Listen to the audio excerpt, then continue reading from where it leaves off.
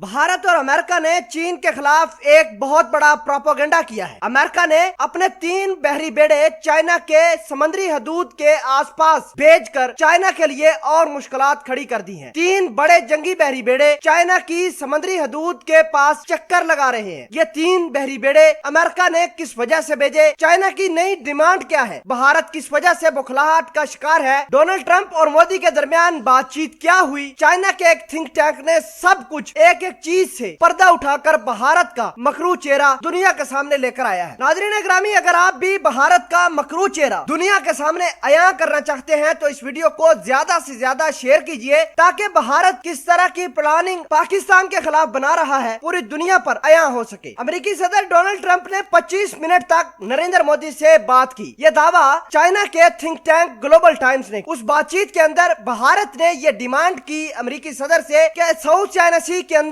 जो ताइवान की हिफाजत के लिए अमेरिका के 3 जंगी बहरी बेड़े हैं, उनको वहां से निकालकर चाइना की समुद्री हदूद के आसपास लगा दिए जाए। तो डोनाल्ड ट्रंप ने ऐसा ही किया। ताइवान के आसपास जो अमेरिका के 3 बहरी बेड़े थे, उनको निकालकर चाइना की समुद्री हदूद में आजकल वो चक्कर लगा रहे हैं। दूसरी जानब थिंक टैंक में यह भी दावा किया गया है कि अमेरिका और भारत चाइना से अक्साई चीन कब्जा करने के लिए प्लानिंग बना रहे हैं। इसलिए अमेरिका भारत को पैसे दे रहा है, इजराइल के पीछे से मदद लेकर दे रहा है और बहुत सारे वेपन्स भारत को बगैर एग्रीमेंट किए दे रहा है। अमेरिकी सदर डोनाल्ड ट्रंप भारत को G7 का मेंबर बनाने और G7 की मीटिंग में उनको बुलाने के लिए सरतोड़ कोशिशें कर रहे हैं। और दूसरी जानब चाइना का साथ देने के लिए रशिया आया है। रशिया ने कहा कि अगर चाइना G7 के अंदर शिरकत नहीं करेगा तो रशिया भी G7 का हिस्सा नहीं बनेगा। अब तक की इतलात के मुताबिक सिर्फ और सिर्फ डोनाल्ड ट्रंप और भारत G7 के लिए रजामंद हुए हैं। दूसरी जानब चाइना ने एक बहुत बड़ा दावा किया है और कहा है कि अगर भारत ये चाहता है कि चाइना